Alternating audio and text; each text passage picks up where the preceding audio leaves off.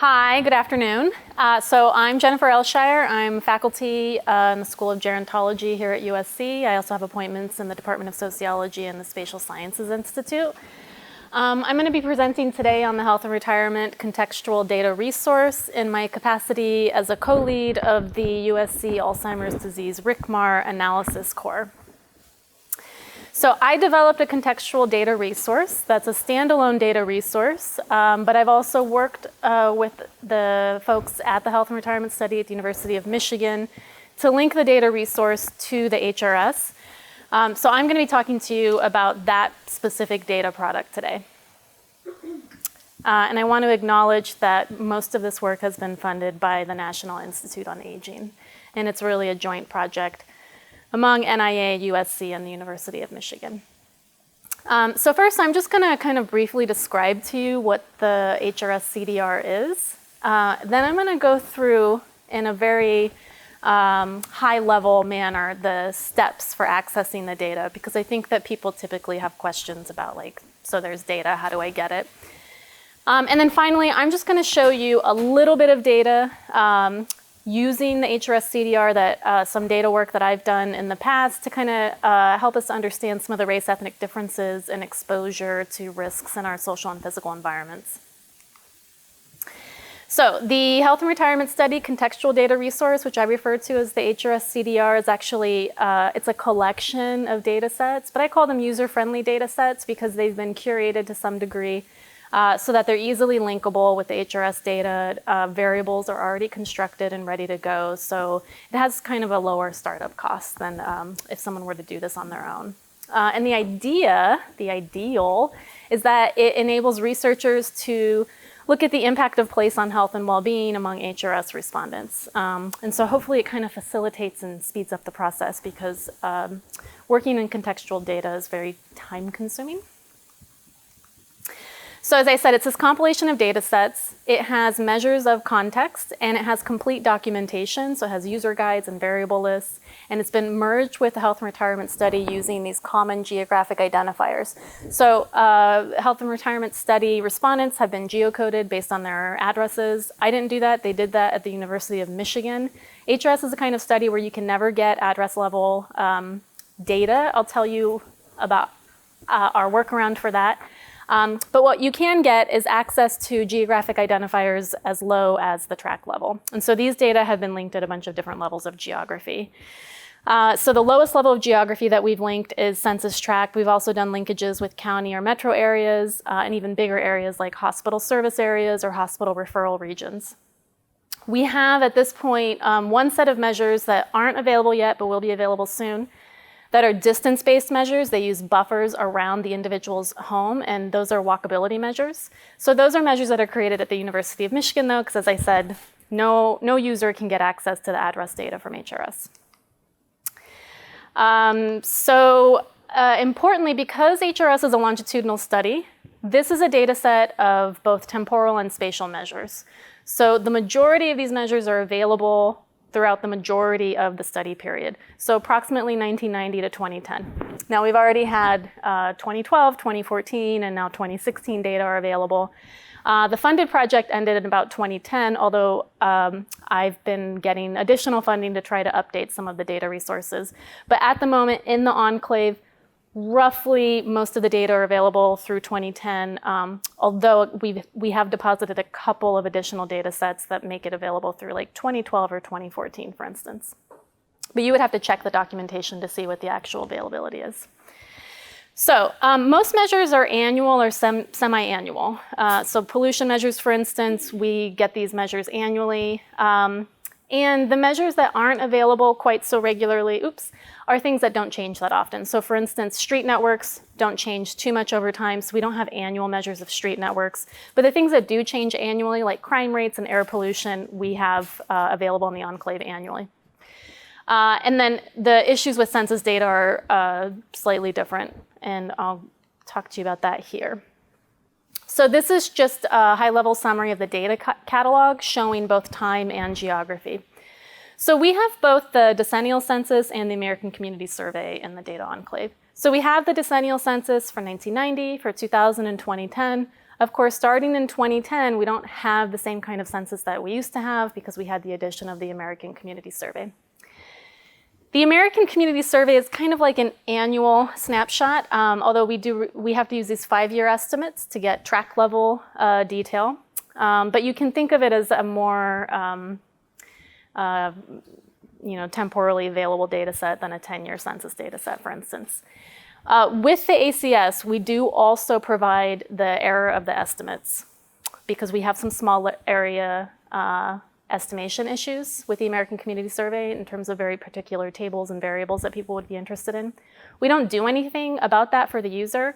I think the user community is still trying to figure out what to do about the small area estimation issues, but the errors are provided so that users could at least check to see if they have some of those issues in the data that they're using. So, like, for example, we have the ACS from 2005 to 2014. So this is one of those data sets where we were funded through 2010, but we continued the project, and so we added and updated the data a bit. So measures are available at state, county, and tract, and these are both counts and constructed percentages, and we're always working to provide some additional census measures for people. So the end game, or the end goal, is to provide a set of constructed measures, including things like race residential segregation, Gini inequality type information for people. So we also grab data from the Dartmouth Atlas of Care. These data spanned approximately 1994 to 2010. Totally depends on the measure. These are data based on Medicare and Medicaid data. They're primarily available at the county level and also in these hospital referral regions and hospital service areas. Dartmouth now provides a longitudinal data set in Stata, but these kind of more historical data, we had to do quite a bit of cleaning, and Dartmouth doesn't provide any kind of really data analyst user-friendly data set for that. So we also have data from on county level crime from uniform crime reporting. Those data are available annually. Right now they're available at the county level. We're currently working on updating it to have data available at the city level as well. We have a number of variables related to air quality. So there's a database, annual database using EPA monitored and modeled data on both fine particulate air matter and ozone. It's 2 of the 5 criteria air pollutants. Those are available at the tract level. There's another data set that's more limited in terms of its temporal availability that has NO2 estimates at the tract level as well. We also get data on the food environment from the USDA ERS website. These are things like kind of tract level indicators of whether or not people live in food deserts, basically. And there's also some county level data in there as well. And then finally, as I told you, there's tract level and also buffer-based walkability measures. That last data set's not currently available in the enclave, but probably will be available sometime over the summer. So just to give you an indication of what some of these data sets are, if you're not familiar with them, this is a map from using data from Dartmouth Atlas of Healthcare, and these are those hospital referral regions that I mentioned. This is just looking at usage of hemoglobin tests, so areas that are very light have higher usage compared to very dark areas. But if you ever look at maps of the United States and data reported by geography, they don't normally look like this, and that's because these hospital referral regions are not a type of geography that most of us work with, unless you're accustomed to using these kind of Medicare, Medicaid databases. Another type of data that we have, as I said, is this air pollution data that's available at the tract level. And so you can see that there's quite a bit of variability across certain regions of the United States in terms of the level of fine particulate matter air pollution. So the blue areas have very low levels, very low concentrations of PM 2.5, and the really red areas have high concentrations. And actually this right here, the very red areas, these are the places that have annual concentrations of PM 2.5 that the EPA considers to be above the threshold. It exceeds a threshold at which they're concerned about threats to human health. But these were based on older studies, and so the EPA then revised their criteria for this threshold. So a lot of areas around the country were lowering their PM 2.5 levels to be in compliance with the regulatory framework. They were doing a very good job, and then a few years ago, EPA revised that standard down, and a bunch of people were they exceeded the threshold again. But you can see it's kind of the same areas that always have these issues. So it's a lot of areas in the southern United States, in the Midwestern United States, and of course here where we are in Southern California is quite red. So this was just showing the difference between 2004 and 2014. And it's to make the point that the context changes over time, place changes over time, social and physical environmental characteristics change over time. So it was important in a longitudinal study to not just have data on place, but on places over time. That's what we've provided in the CDR. This is just a map showing some of the county level data from 2014 in terms of the crime rates. And this is just to show that you could look at total crime incidents per population, but they're also broken down into different types of crimes. The three most common that people use in research are things like aggravated assaults, robberies, and homicides, which are kind of a low incident crime at this point anyway. And then finally, I just want to show this map because this one's kind of a dynamic temporal map. So we've used the Census ACS data from 1990 to 2017 to calculate and then categorize counties in terms of the percentage point difference in housing growth and population growth. And essentially, red areas like you might find here in southern Florida and also in much of California are places where the population growth has exceeded housing. And then blue areas really are representing places that have had population decline. So this would be using multiple years of the HRS CDR to create additional variables, which we don't do for users, but these are the kinds of opportunities that users have with the data that are available in the enclave, that you don't just have the opportunity to create measures of context, but to create measures of how context is changing over time in ways that are hopefully relevant for older populations in the aging process. So the question is if the HRS is representative at the census tract level, and I'm guessing the answer is no. Or if it's representative of something, I'm not sure what it is. Yeah, I mean, it's representative at the metro level for sure, but only in the original sampling, right? So it's a longitudinal study, and it's always representative nationally, but people are moving, so geographic representation, I'm not sure. So I don't think, like you couldn't use the HRS to say something about counties probably. What you could do is use it to say something about how counties impact individuals, how state level policies interact with local level context to influence aging outcomes. As I said, I'm only talking about the HRS CDR today, but it starts off as the USC Contextual Data Resource, and then it can be linked to any study, essentially. And the idea is actually to link it to other longitudinal studies of aging. So right now I'm looking into the possibility of creating a similar resource for the Understanding America study that's done here at Caesar at USC. And I work also with the USC UCLA Center on Biodemography to try to find ways to do linkages with other data sets like MIDAS or other data sets. The primary issue is that each data set has its own kind of restricted data use agreement and their own data dissemination strategy. And HRS definitely has its very particular dissemination strategy. So usually it's just an issue of the kind of the semantics of how to get the data linkages done. But I think we've done a pretty good proof of concept here with HRS, which is one of the more difficult data sets to deal with in terms of restricted data. So if we can get this going with HRS, I think we can do it with other data sets as well. Okay, so how to access the HRS CDR. In the past, if you wanted restricted geographic data, you had to have a federal grant. You had to apply for access. You had to have a cold room in which you could use the restricted data. And then you had to do your own collection of geographic data and data linkages. The aim of this project was to shortcut a lot of those steps. And at the same time, HRS was developing their virtual data enclave.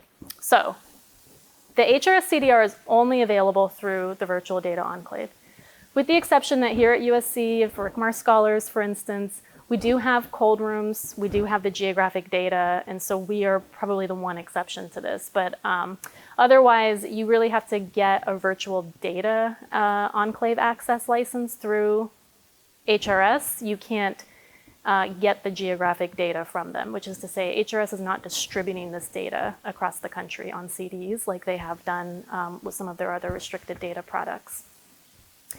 Because it's available on the VDI, we kind of consider it like a public use spatial data resource. You do have to apply for it, but you don't have to have a federal grant to stand a surety for it.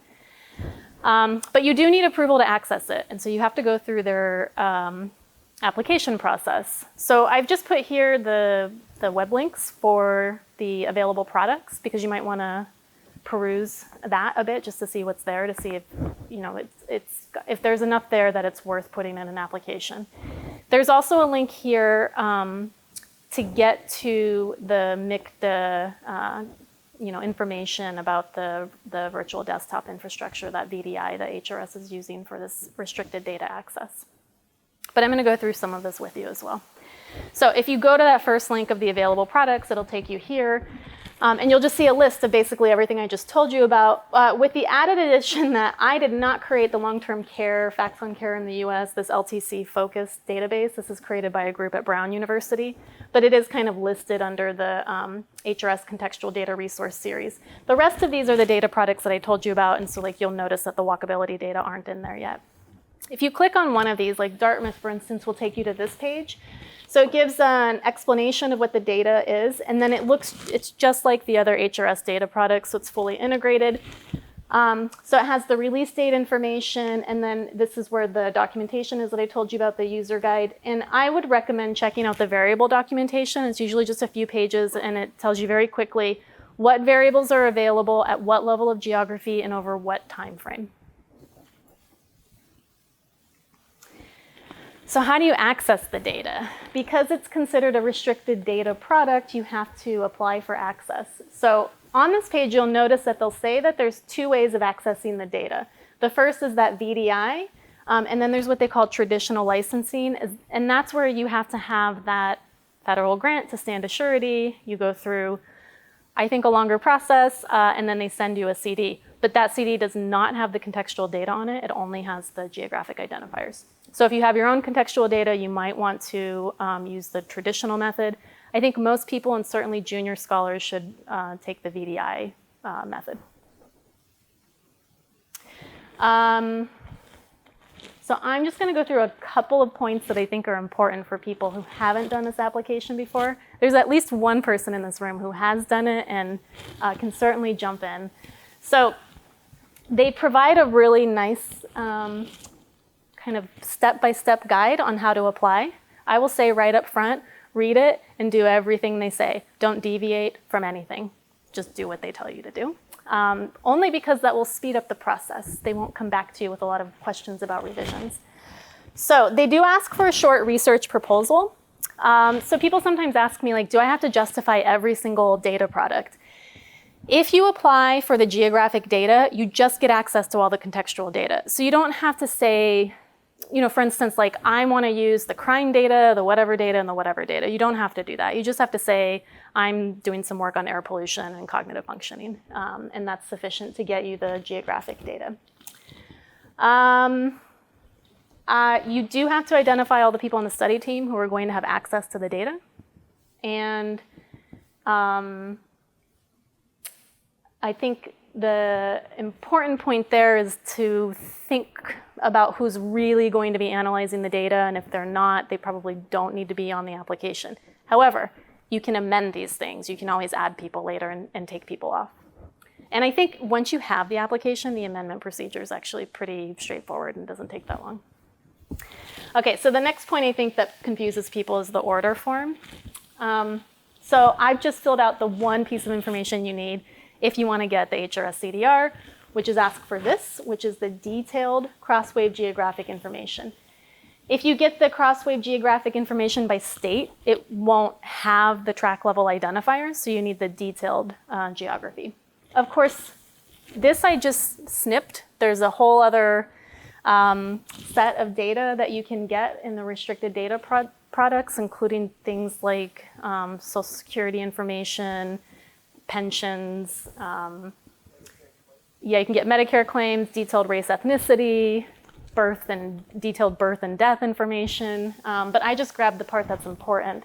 And really just to make this point that as long as you select the geographic information, you automatically get access to these things. So you don't have to specifically say which one of these data products you want. And there would be a muffling effect. So as I said, you want to really think about who on the team is going to have access to the data, because you have to do all of these steps. So this is the part that I think is very important, that you follow their recommendations for the data security plan. If they prefer that you do something a certain way, but they'll give you the option to deviate with an explanation, I still suggest you do it exactly the way that they tell you to do it. So the MICTA VDI data security plan does not come from HRS. This comes from MICTA, which is the Michigan Center on Demography of Aging. So these are folks outside of HRS who have decided what an appropriate data security plan is. So long as you can conform to that plan, that's the plan you should go with. Because if you don't, and you don't provide a compelling rationale, they're going to kick your application back to you, and it's going to extend your time to access the data.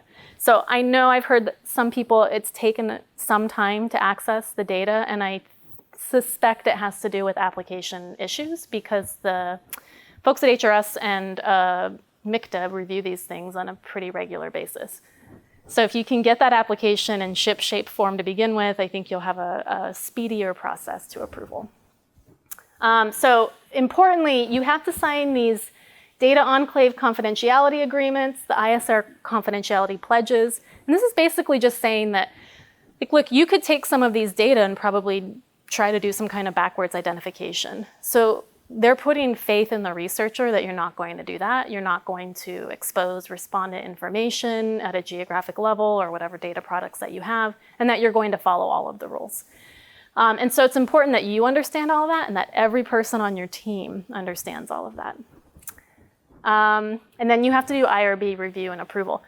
The nice thing about the VDI method, as opposed to the traditional license method, is that your IRB is much easier, because you don't need a full full expedited review. You can do exempt review now. Whereas if you physically have these data, you actually have to, per HRS's own instructions, go through a lengthier review, which, at least for our IRB here at USC, was always very confusing. And so that usually held us up quite a bit too.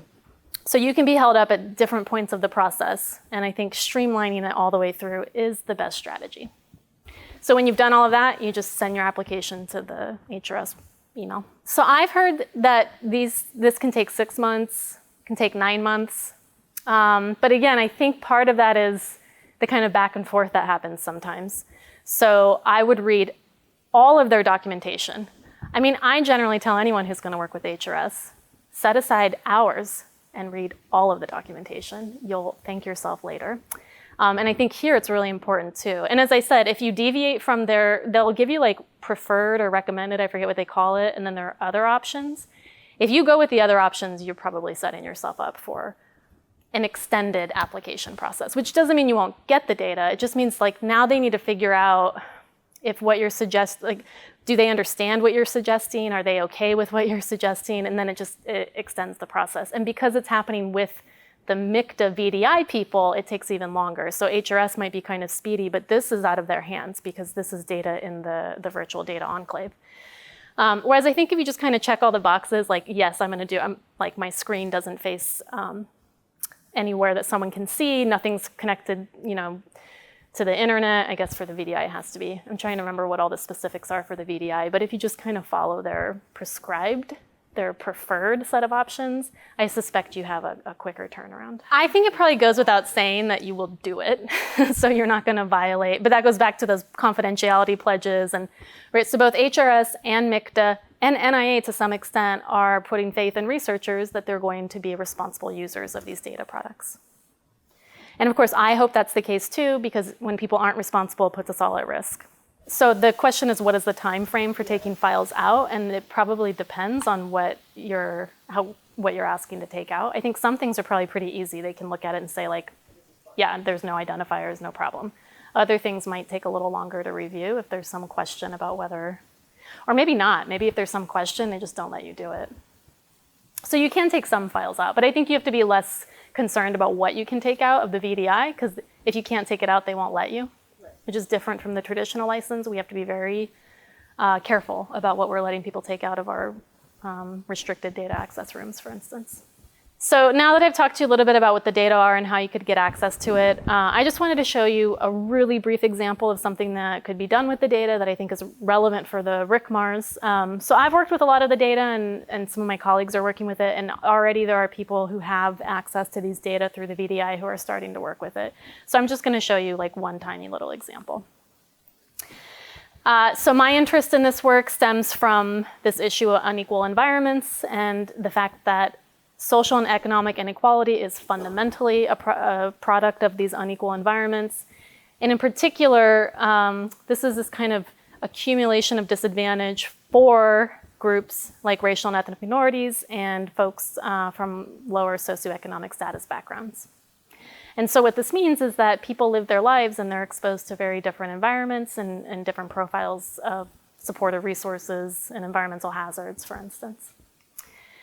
So neighborhoods are a pretty important context for understanding the aging process. And we have had a lot of research on this over the years, although not a lot at the national level, using a national longitudinal study of aging like the Health and Retirement Study. So now with the HRS CDR, people can do more of this work. So people have been doing this work, and it's been a heavy lift because they have to get all of that contextual data. And hopefully now we'll see more research progress in the area because folks now have this kind of ready-to-go data resource. So neighborhoods are really different in their social and physical characteristics across the United States, but even within a city, there's considerable kind of microspatial variability. And so some groups we know from prior research are exposed to worse neighborhood conditions, in particular, those folks with low income, low education, and also racial and ethnic minorities. So what I did was I looked at neighborhood poverty among the HRS respondents. We know from prior research that people who live in poor neighborhoods, defined using census data, are exposed to a greater level of social and physical stressors. They're more likely to be exposed to social disorganization or criminal activity. And also because they're living in areas that have perhaps aging housing stock, they might also be more likely to be exposed to structural decay. And this could be from lack of investment, or it could be from lack of social capital to kind of reinvest in those areas. These are also areas where folks tend to lack some of that social, political, and economic capital that they need, and that more affluent neighborhoods benefit from. So a lot of these neighborhood characteristics have been linked to a range of poor health outcomes, to physical and cognitive functioning, and also to increased mortality risk.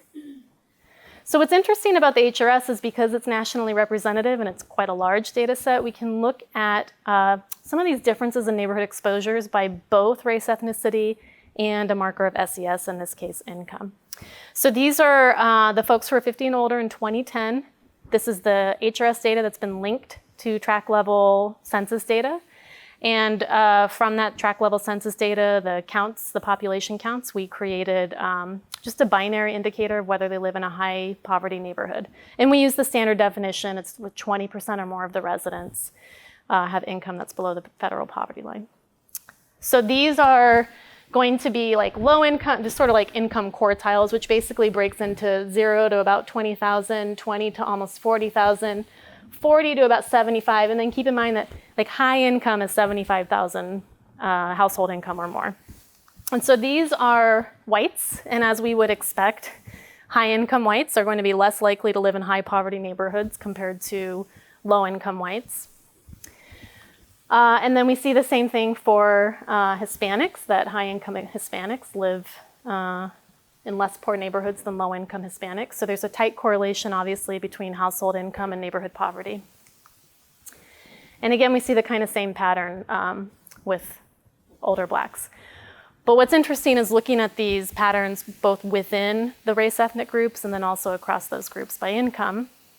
And so, for instance, these high income older African Americans live in more neighborhoods with higher poverty than these low income older whites do.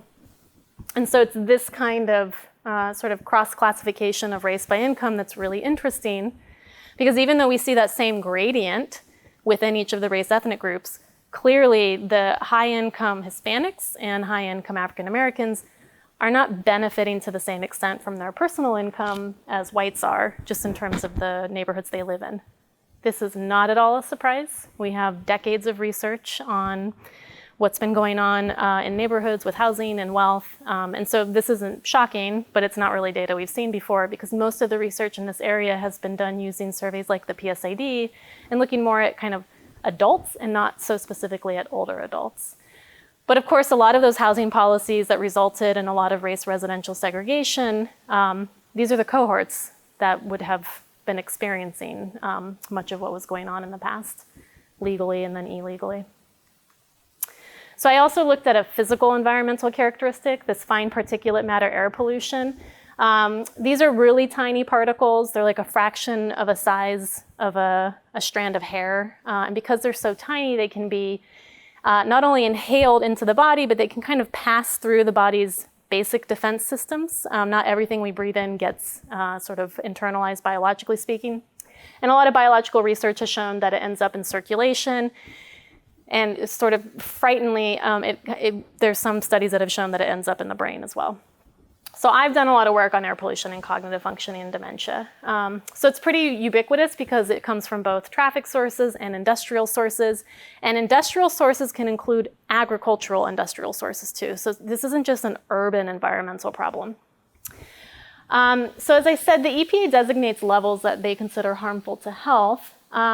But we should keep in mind, so older adults are considered a vulnerable group because those who have pre-existing respiratory or cardiovascular disease are a vulnerable group, and those conditions are much more prevalent among older adults. And older adults might have other kind of underlying health issues that make them particularly susceptible to the adverse impacts of air pollution exposure. So I did the same thing with poverty, but this now is kind of unhealthy levels of PM 2.5. And we should keep in mind that unhealthy threshold is set based on meta-analysis of the literature, but most of that literature either didn't include older adults or did not exclusively focus on older adults. Most likely that threshold should be lower for older adults than it is for the entire US adult population. So I did the same thing here. These are the 50 plus folks from the 2010 HRS again. Now high levels means that they're above that 12 threshold that the EPA designates. And so again, we see kind of a gradient. The higher income whites are less likely to live in areas that have high levels of air pollution. There's sort of an odd pattern that happens with Hispanics, and this has a lot to do with where Hispanics live. They're a very kind of heterogeneous population. We put them into one group typically. We do that in the HRS. We do it in a lot of surveys because we don't have a big enough sample size to differentiate, for instance, among Hispanics of Mexican descent, Puerto Rican, Cuban descent, South American, so on. But Hispanics are interesting because they are very likely to live in cities and in areas that might have high levels of pollution. So they typically don't have quite the same patterns that we see for whites.